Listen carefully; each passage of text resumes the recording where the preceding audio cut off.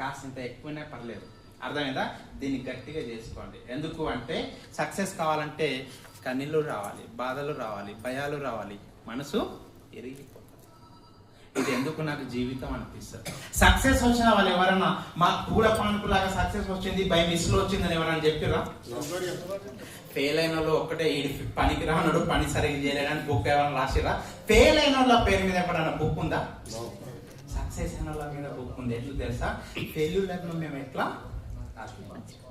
మీరు ఇక్కడ నుంచి వెళ్ళేటప్పుడు 4 విషయాలు తీసుకెళ్ళండి డియర్ ఫ్రెండ్స్.